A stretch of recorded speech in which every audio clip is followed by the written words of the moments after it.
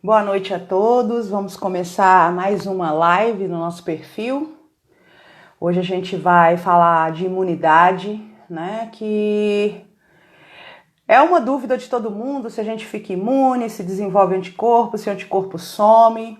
Então, vamos tentar entender um pouquinho. Convido a todos para curtir todas as páginas do perfil da Micro, né? A gente tem um canal do YouTube onde todos os vídeos estão separados por tema nas playlists. Tem também a página do Facebook, onde dá para acessar o link dos artigos científicos de forma direta, e o Twitter. Então convido a todos para nos seguirem, né? Nas nossas páginas, e a gente sempre tenta dar as informações baseadas nas publicações mais recentes, sempre os artigos publicados por pares, né? E hoje a gente vai conversar com o Rafael Polidoro, vamos falar sobre imunidade na Covid, e no final a gente abre para perguntas. O Rafael já está por aqui.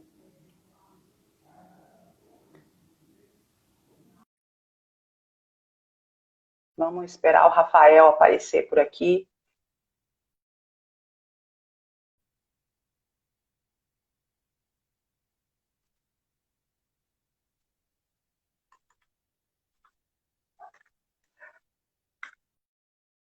Ele já está entrando. O Rafael Polidoro, ele tem experiência na área de imunologia, né?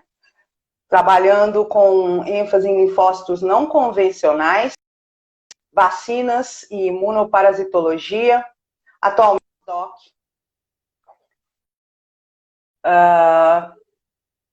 na Universidade de Indiana, no departamento de pediatria. Ele é bacharel em ciências biológicas, né? Mestre e doutor em bioquímica e imunologia pela UFMG.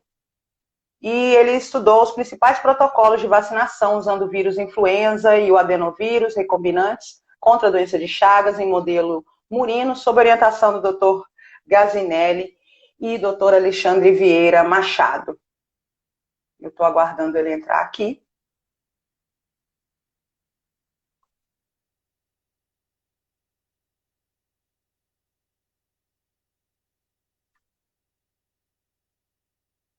Ele avisou que está dando um problema. Vamos tentar ver o que está acontecendo.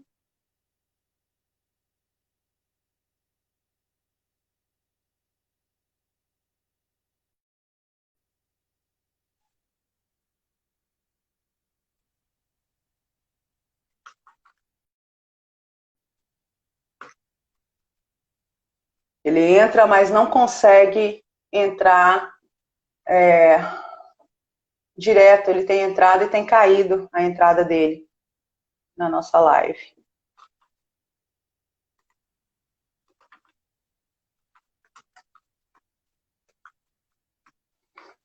Nossos problemas técnicos sempre têm aparecido por aqui.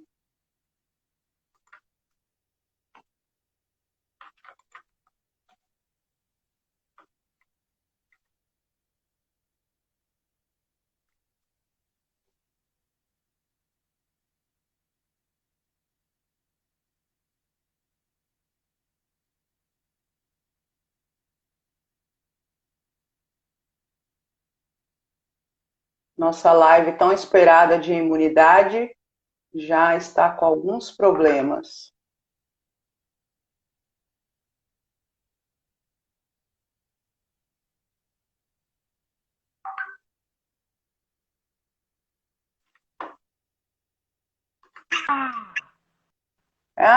Eu te convidei, agora deu certo? Boa noite, Rafa. Boa noite. Problemas técnicos, viva a tecnologia, mas às vezes falha, né? Eu passo muita raiva com o Instagram, eu sou completamente ignorante, eu acho muito, muito automático. Eu não dou conta. Eu sou a pessoa que preciso do analógico. Mas é normal. É normal. A gente tem tido vários problemas, né? A internet oscila, mas um prazer conversar com você, quase ao vivo e a cores, né? Via internet, a gente conversa nas redes sociais, mas há muito Sim. tempo não nos vemos de fato. Muito obrigada por essa oportunidade, né? É um assunto de muita polêmica, né? Todo mundo querendo saber se fica imune, se não fica imune, se imunidade de rebanho funciona, se não funciona, você tem que sair por aí, pegar a Covid logo de uma vez e ficar livre ou não. Então, vamos conversar um pouco em relação, né, às principais dúvidas, né, que a gente tem. Depois, no final, a gente responde algumas dúvidas de quem estiver nos assistindo aqui hoje. E boa noite a todos que estão nos assistindo, né?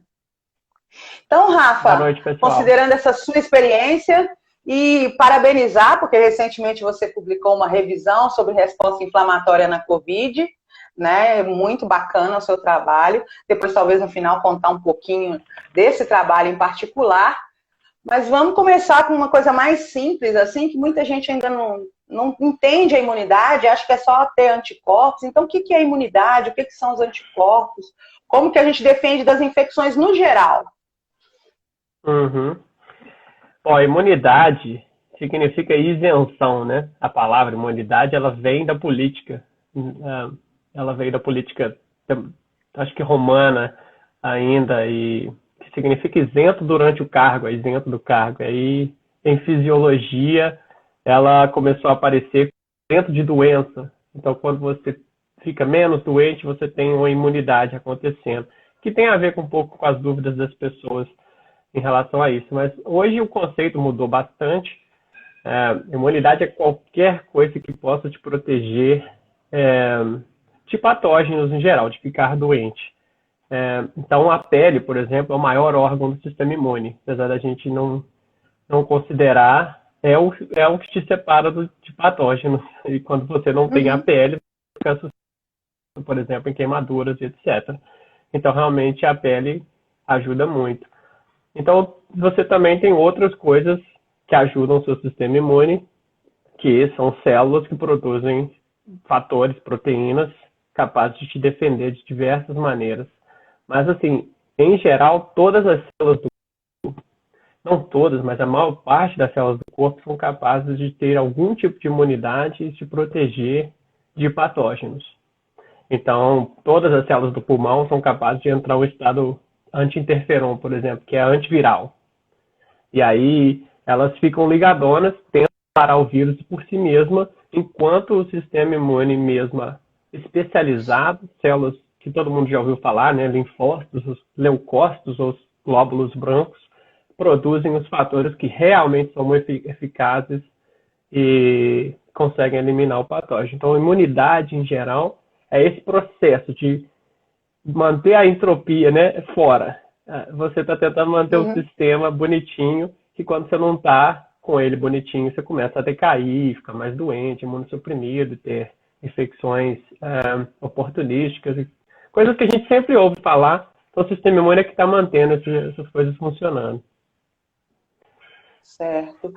Então, mas nesse contexto, tem uma diferença, né, na resposta imune entre os micro-organismos, entre, por exemplo, uma infecção bacteriana e uma infecção viral, ou entre os próprios vírus, né, entre a influenza e o SARS-CoV-2, tem diferença nessa resposta imune, nessa resposta de defesa que o nosso organismo dá? Tem sim. De fato, é mais ou menos, tem várias coisas que são gerais e várias coisas que são únicas. Então, dentre as coisas que são gerais, por exemplo, produção de anticorpos, né, que é uma coisa que você tinha perguntado, mas eu incluí em imunidade, mas não falei especificamente, mas eu tenho certeza que todo mundo quer saber. Anticorpos são produzidos por uma célula chamada célula B, e é um glóbulo branco também. E qualquer proteína do mundo que exista, teoricamente, matematicamente falando, qualquer proteína do mundo vai gerar anticorpo na gente. Se a gente não tiver essa proteína, nós teremos uma célula B capaz de fazer anticorpo contra ela. Então, todas as proteínas do mundo terão anticorpo contra ela. Então, o sistema imune é tão legal que ele é capaz de recombinar totalmente o DNA e gerar uma molécula, uma proteína, que vai barrar, né? Porque esse lápis seja um vírus, então vai barrar o lápis de entrar fisicamente. Então, os anticorpos fazem isso. Eles fazem um monte de outras coisinhas, assim, que a gente pode entrar em detalhes diferentes. Elas ligam uma coisa no sangue que chama complemento, que faz um buraco em bactérias, por exemplo. Então, anticorpos que causam lise por complemento, que é esse fator no soro, eles são bons contra bactéria, mas não são tão bons contra vírus, por exemplo. Então, você está perguntando se tem diferença entre bactérias e vírus. Bactérias, quando elas são extracelulares, elas são suscetíveis a anticorpos. Mas quando elas estão intracelulares, elas estão escondidas dentro da sua célula, o anticorpo não consegue pegar. O vírus, em via de regra, escapa dessa forma. Ele consegue entrar, e aí ele fica dentro da célula multiplicando, ele sai rapidinho, ele entra em outra, e aí você não consegue, ele consegue escapar de anticorpos muito bem. Então o corpo tende a não fazer muito anticorpo de muita boa qualidade para vírus. Isso é uma coisa que a gente talvez não fala o suficiente, mas é normal que respostas virais tenham qualidade baixa de anticorpo.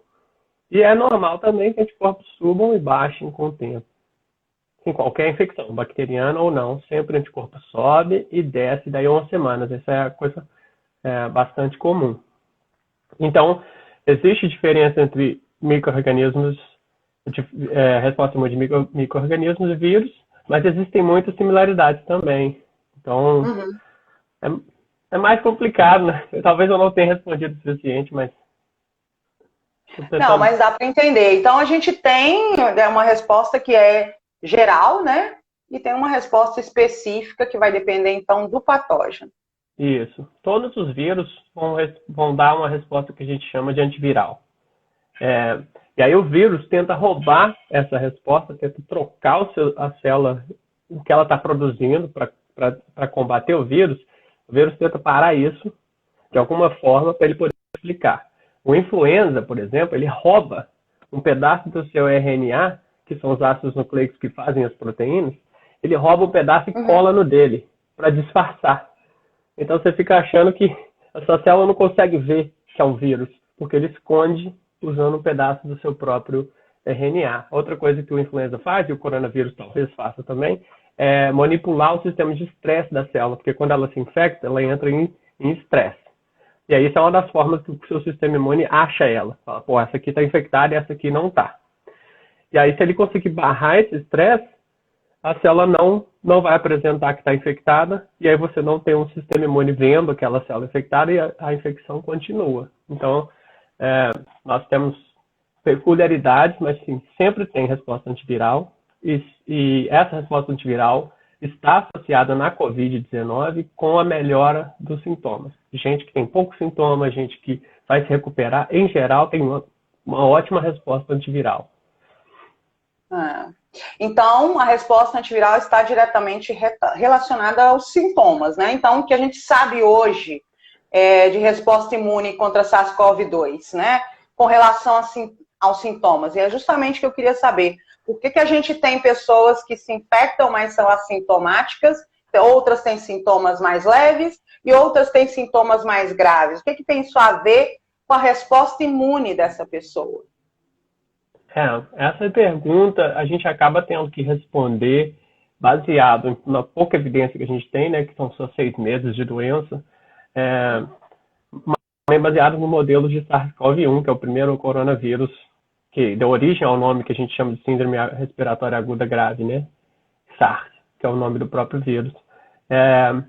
Então, assim, pelo menos naquela infecção, e parece que nessa também, o paciente ajuda a infecção a aparecer, a doença ter sintomas. Então, é mais ou menos assim, você tem, eu não falei disso, mas toda vez que você se infecta, você tem 2 braços de resposta. Um deles antiviral e um deles inflamatório. Eles são regulados pelos mesmos genes no DNA. E aí, o vírus consegue barrar o antiviral, e aí a inflamatória continua. E aí você tendo a inflamação acumulando no pulmão, vai vindo mais células ver o que é aquilo, né? O que aquela inflamação está causando, como se fosse uma resposta de emergência, como se eu tivesse cortado o dedo, e aí fica aquele vermelho inflamado, que está enchendo de célula. E aí o seu pulmão vai ficar inflamado, enchendo de célula, que causa edema, hipóxia, né? Então enche de líquido, e aí começa a ter tosse e esse tipo de sintoma. Uma das consequências da resposta antiviral é febre. Assim, é meio que natural que a pessoa tenha febre quando ela tem infecções virais em geral.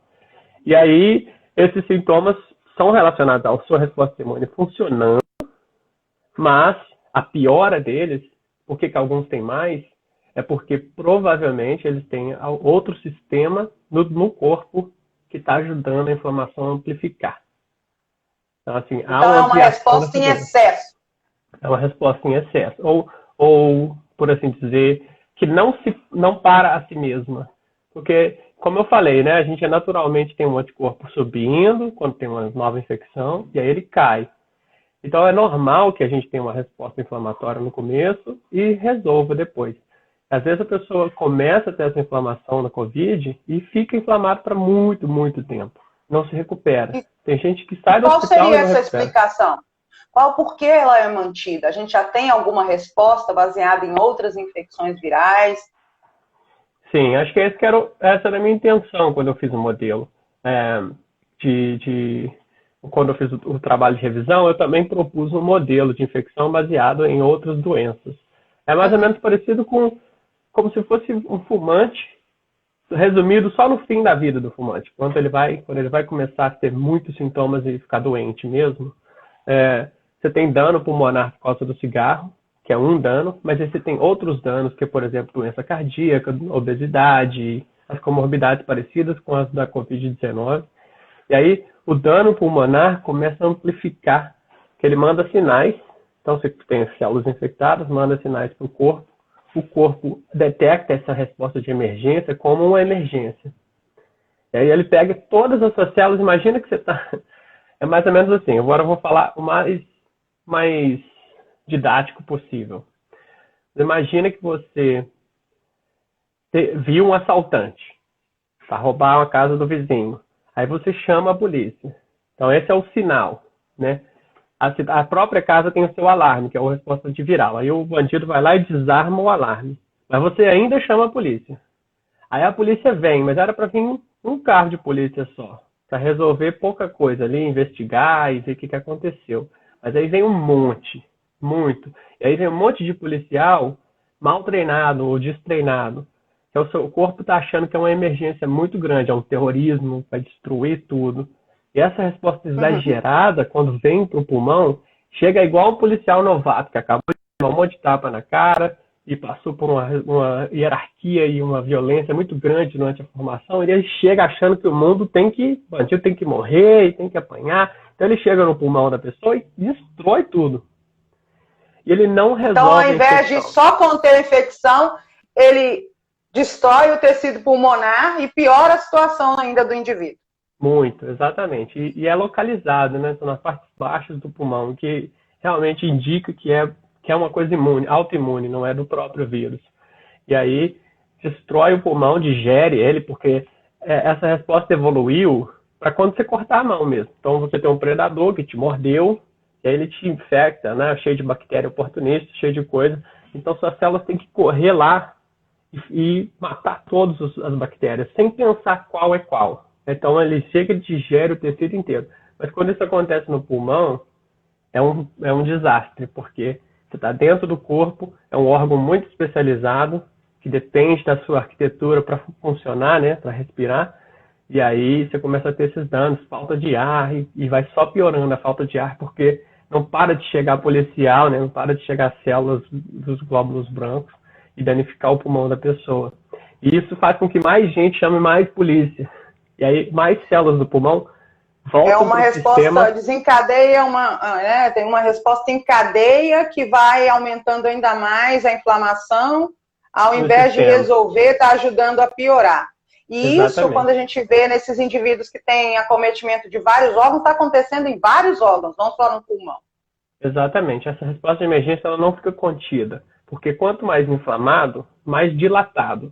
A gente pode, de novo, voltar no corte da mão, né, que fica vermelho em volta. Esses são sinais clássicos de inflamação. Essa vermelhidão, essa dilatação que acontece, ela acontece nos vasos pulmonares e aí vaza. Esses mensageiros de emergência, né, esses sinais de emergência, vazam por corpo em grandes quantidades. Inclusive, acha-se que também vírus vão para outros órgãos. Mas isso não foi completamente provado. Né? Acharam RNA, Acharam até focos de vírus em algumas autópsias, mas provar que o vírus está viável ali ainda não... Ele está disseminando via hematogênico, linfática, a gente não sabe ainda, né? Mas há indícios que isso aconteça e aí a resposta inflamatória vai junto também, né? Vai junto e começa em todos os órgãos. E aí quando ela chega, o seu fígado, a resposta de emergência, ela tem, como eu disse, ela tem uma evolução, né? Então o fígado e a medula óssea são seus dois órgãos que respondem à resposta de emergência. O fígado produz, praticamente é uma leitura do seu corpo, né? Ele produz proteínas de fase aguda, que a gente chama, que é a proteína C reativa, que talvez a gente vê nos exames que a gente faz, né, de rotina, e faz também fibronectina, que é um fator de coagulação. E a gente não detecta fibronectina no sangue, a gente detecta um subproduto que chama D-dímero, ou dímeros D. E esses dois fatores contam para a medula óssea. Pô, tem uma emergência acontecendo. A pessoa cortou o braço, na verdade não é o braço, é o pulmão, mas a pessoa cortou o braço, nós precisamos tamponar. Então a resposta de emergência, ela faz duas coisas, ela manda todos os policiais, inclusive os imaturos, e manda coagulação. Aí começa a disseminar a coagulação para tudo quanto é lado, inclusive em outros órgãos, né, em coisas que não deviam ter essa resposta. E aí a gente acha que as comorbidades entram nesse caso. As comorbidades, elas predispõem a pessoa a ter essa resposta de emergência. Então você já fica muito sensível, é mais fácil, porque a polícia já está ali naquela violência o tempo todo, né? Tem uma resposta inflamatória crônica por muitos anos, uma doença cardiovascular, uma doença renal, e aí você fica facilmente inflamável. E aí isso é ruim. Então, o que a gente tem é um vírus causando dano e a resposta inflamatória causando mais dano ainda nesses pacientes mais graves e que culmina, então, com uma parada geral, né, de todos os órgãos que, infelizmente, pode resultar em óbito, né? O problema é voltar essa resposta para um nível de equilíbrio. Exato, não seria isso? Sim. Aí, o ideal, né, uma das coisas que a gente no próprio trabalho, e depois de sair um trabalho mostrando que há proteção, é que a gente tenta parar quem chama a polícia. Mais ou menos a ideia lá no comecinho, você viu que a pessoa é um grupo de risco, boa parte dessa confusão de sinais é dada por uma célula chamada macrófago, ou monócito inflamatório. E essas células, se você conseguir parar elas ali, elas não coordenam, porque elas que orquestram, é o maestro do pulmão, elas que orquestram o seu epitélio pulmonar, que são as células do pulmão, né? Para contar para todo mundo que tem uma emergência. Então, a nossa hipótese, baseada em modelos anteriores, né, é que se você parar essas células com uma droga, uma família de drogas antirreabsortivas, você vai ter a capacidade de parar essa sinalização entre pulmão e fígado, pulmão, medula óssea. E aí você tem uma grande chance de não continuar o loop e aí dá tempo do pulmão recuperar. Vai ser difícil recuperar depois que já está danificado, porque morre também as células tronco, né? E com relação a essa resposta, então por que a gente vê aí que crianças, né, tem um menor número de crianças, as crianças saudáveis, né, que não têm nenhuma comorbidade, elas não vão ter sintomas mais graves da Covid, e aí a gente tem os sintomas mais graves sempre nos idosos, que não considerando idade, comorbidades, né, comparado a adultos saudáveis. Por que tem essa diferença entre as faixas etárias em termos de resposta imune? Basicamente, essa resposta não tem, essa pergunta não tem uma resposta definitiva. Eu duvido que ela vai existir como satisfatória, completamente satisfatória. Mas algumas das dicas que a gente tem é que a diferença entre homens e mulheres, por exemplo, parece que as mulheres respondem melhor. No sentido de, dentro do sistema imune, a gente tem os anticorpos, que a gente já falou, e tem uma resposta celular, que é literalmente quando a célula infectada aponta, eu estou estressada, né? Eu estou infectada, tem uma célula do sistema imune que vê isso, vai lá e mata. Aquela célula só, não mata as do lado. Só mata as infectadas. As mulheres parecem ter uma resposta imune melhor dessas células. Elas têm mais dessas células. E são específicas contra coronavírus, aí elas vão lá e matam o vírus.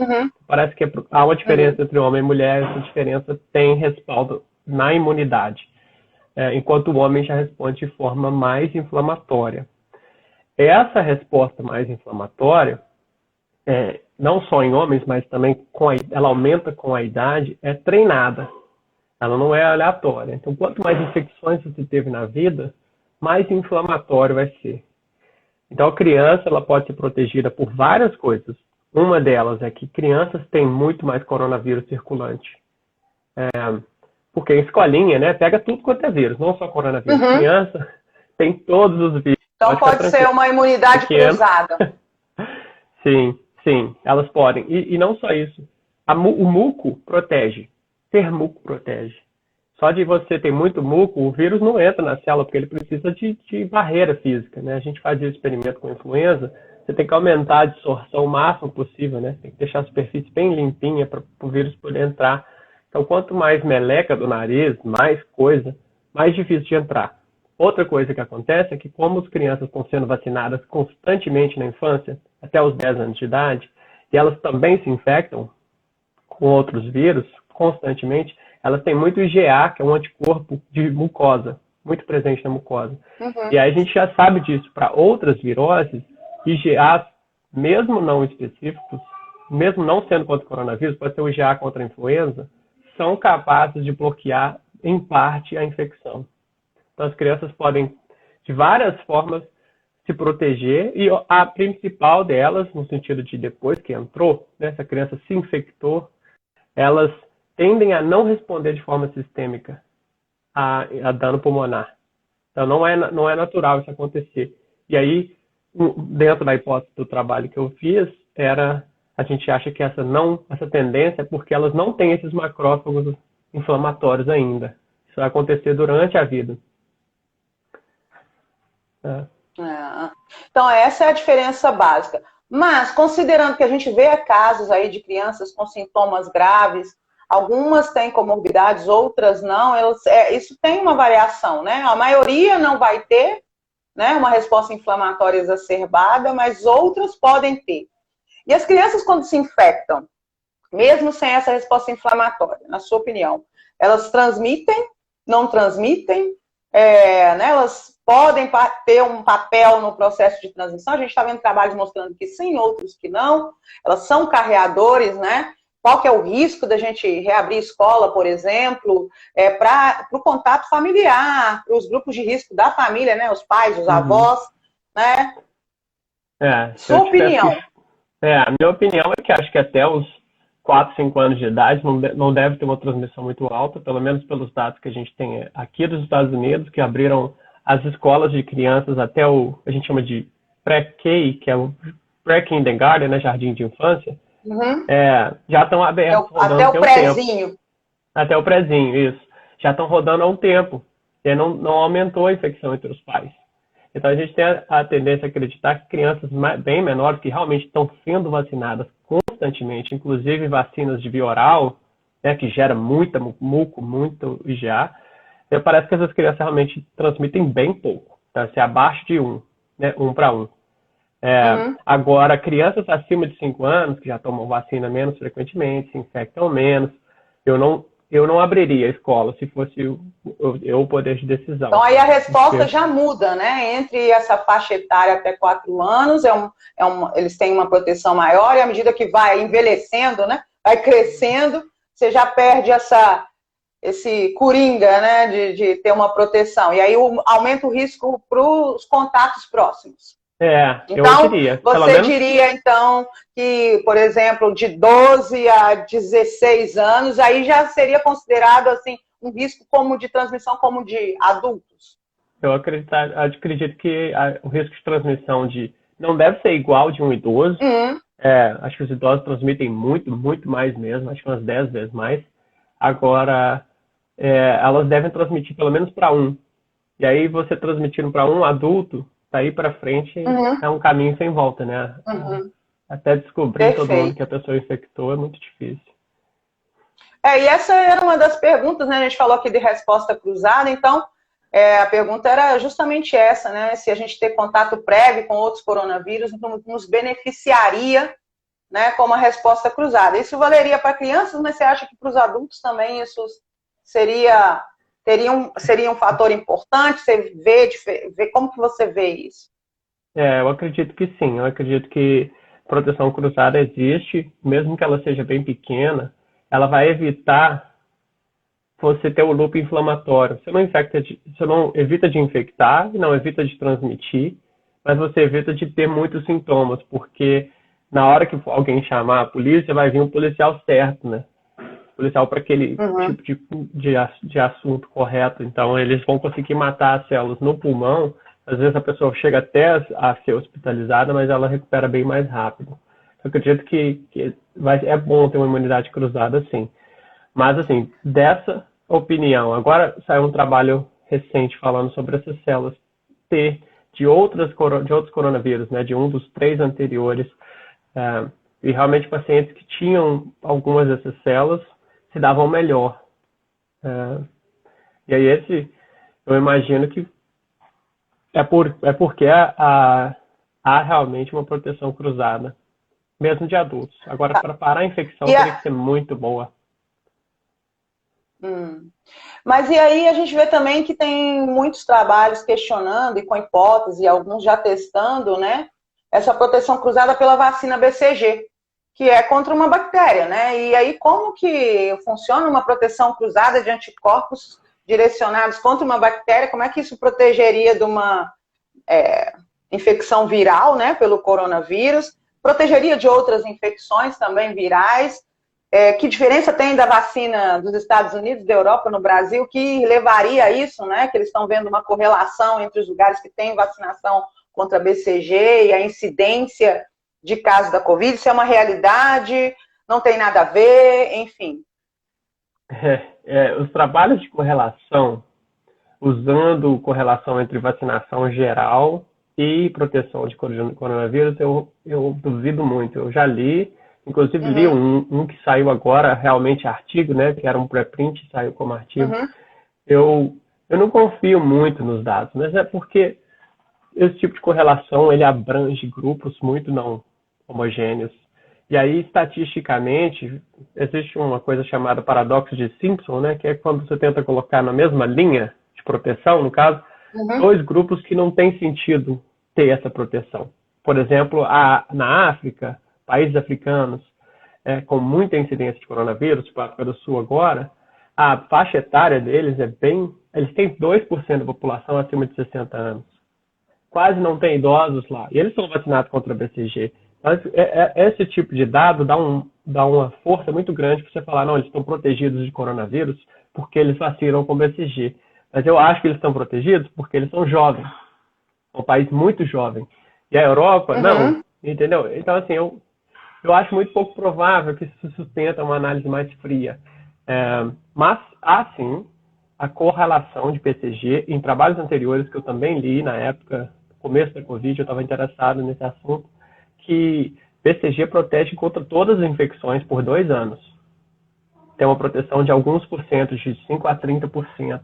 Então, a criança que toma BCG e aí a está gente está protegida de um monte de coisa. falando de criança, né? A gente está falando de criança, porque nós adultos vacinados com a BCG, a gente não está mais nessa faixa de proteção, então. Exato, então não é uma proteção boa. Pois então a gente foi vacinado, a população brasileira toda adulta foi vacinada contra a BCG, isso não quer dizer que estamos protegidos da Covid. Para as crianças, isso se soma à proteção natural pela IgA, muco e todas as outras coisas que você já mencionou. Então, dizer assim, bom, o Brasil, todo mundo está vacinado de BCG, estamos salvos, não é uma verdade, né? Então, esses anticorpos induzidos pela BCG lá na primeira infância, eles não são protetores para o resto da vida. Seria ótimo, né? Mas não é essa a realidade. Tá, mas é porque muita gente ainda fala dessa correlação. Assim, eu também li os trabalhos e não enxergo essa correlação direta, considerando todos os fatores populacionais, de que, bom, aquele continente tem uma cobertura vacinal de BCG melhor, então eles têm menos casos. Eu não estou vendo essa correlação de proteção, e é mesmo no Brasil, onde a gente tem, né, um número gigantesco de casos e provavelmente todo mundo é vacinado contra a BCG, né, com a BCG. Mas ainda há muitas pessoas falando dessa proteção. Mas ainda falando de anticorpos, mas não da BCG, né? A gente está vendo aí surgindo trabalhos, e agora saiu um recente do King's College, sobre a quantidade, né? O título de anticorpos de IgG, de IgM, na Covid, de pessoas que tiveram a Covid, eles estão monitorando essas pessoas e acompanhando o título de anticorpos, né, a soroconversão, né, que é a produção, deixar de existir a IgM, que é o de fase aguda, para aparecer IgG, e estão vendo que tem diminuição no nível desses anticorpos em torno de 2 a 3 meses depois. Né, e comparando com o SARS, que tem, acho que 34 meses, né, de título alto de anticorpo, e depois decresce. O que isso quer dizer? O que a gente espera? Bom, meus anticorpos caíram depois de 3 meses, eu posso me reinfectar? Então eu não estou protegida, é só 3 meses de proteção? Porque ainda tem pessoas achando que se desenvolve anticorpos, estou protegido, posso sair sem máscara, ir para a festa, né?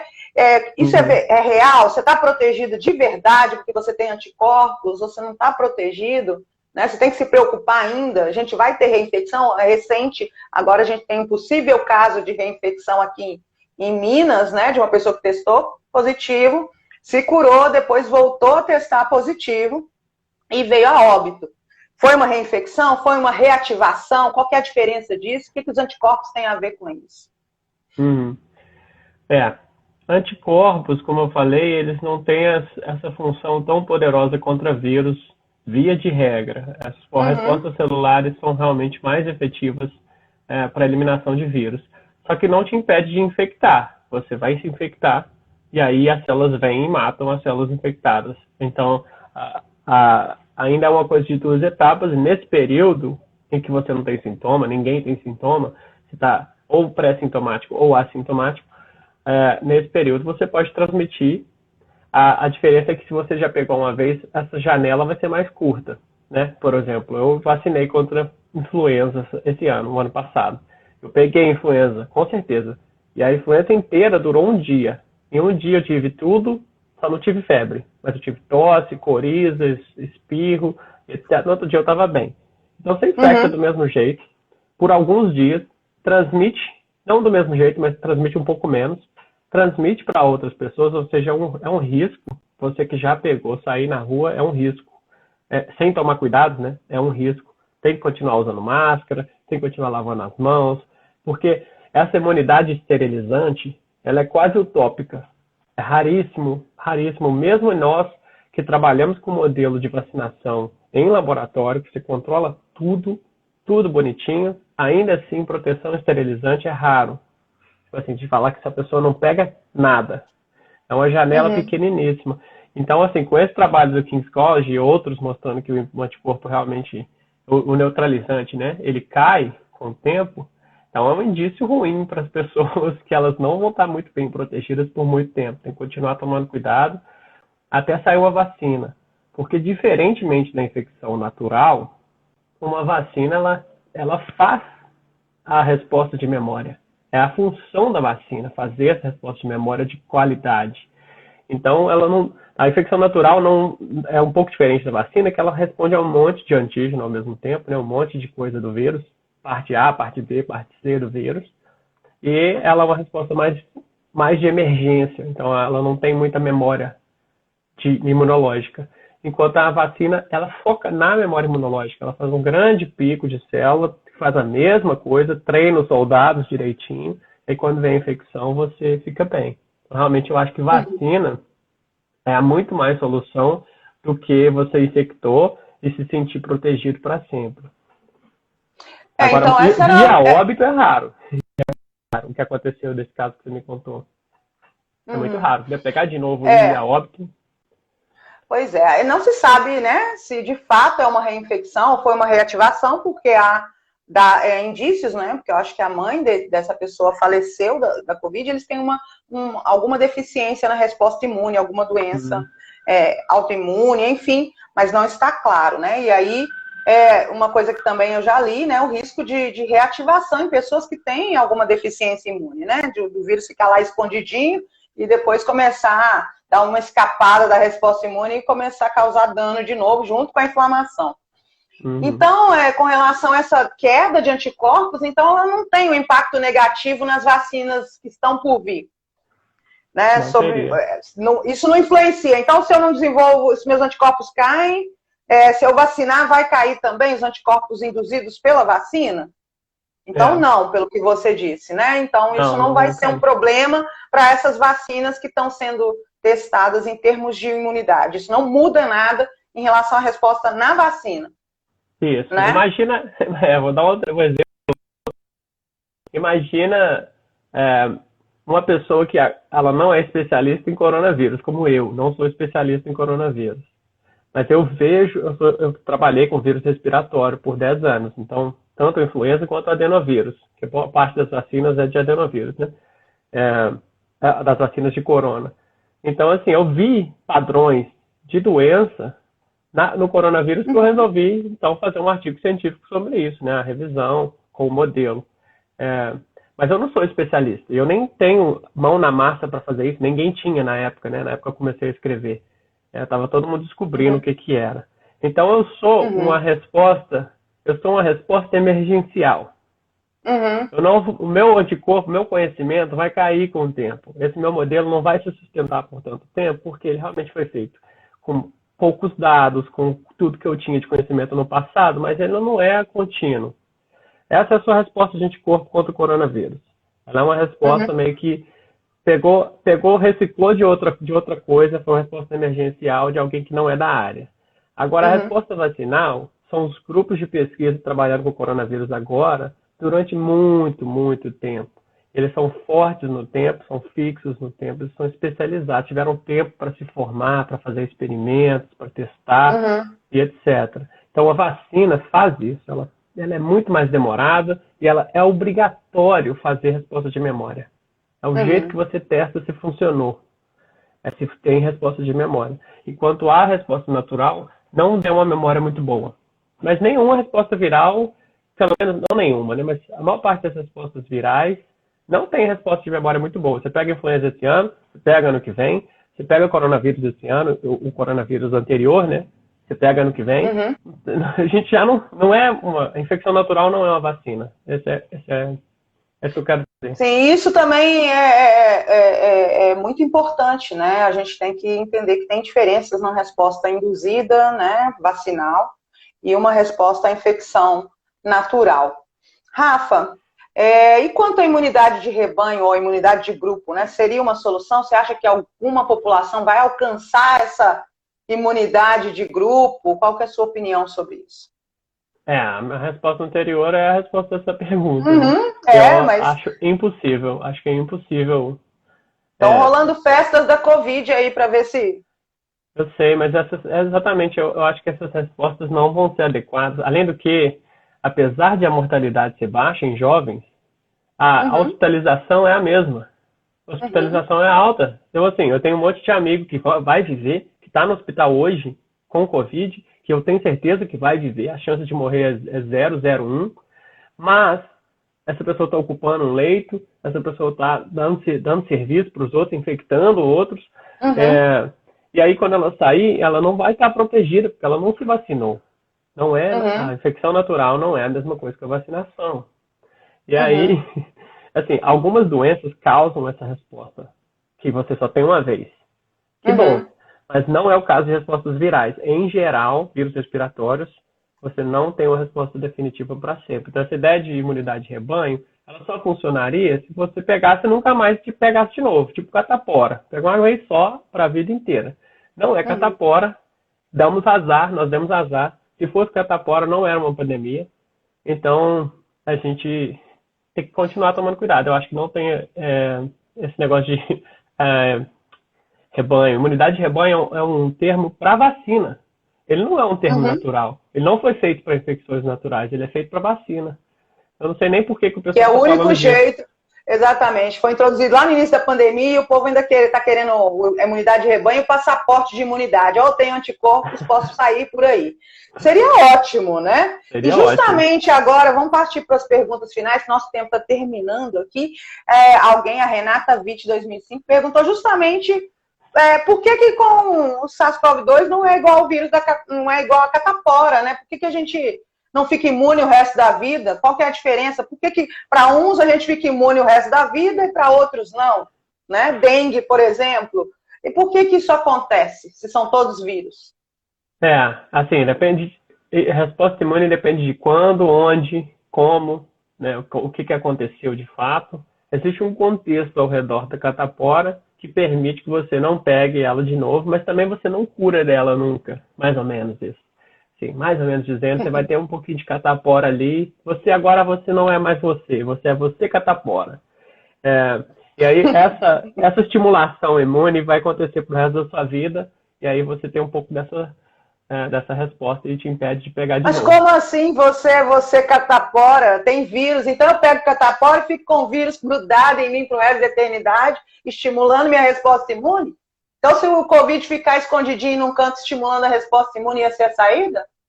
Eu não sei se ia ser a saída, porque eu acho que o vírus do coronavírus não gosta de fazer isso, né? Mas a outra coisa é que os vírus da catapora, eles são menos mutáveis, eles alteram de menos velocidade, né? A gente já sabe que o próprio coronavírus, você pode chamar o coronavírus que roda no Brasil, coronavírus aqui nos Estados Unidos, acho que tem 3 diferentes.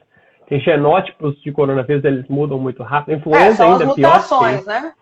São as mutações. Então a catapora ela faz menos. Existe esse risco, então, da gente ter que ter vacinas com várias, né, cepas de SARS-CoV-2 ao longo do tempo, como acontece com a influenza?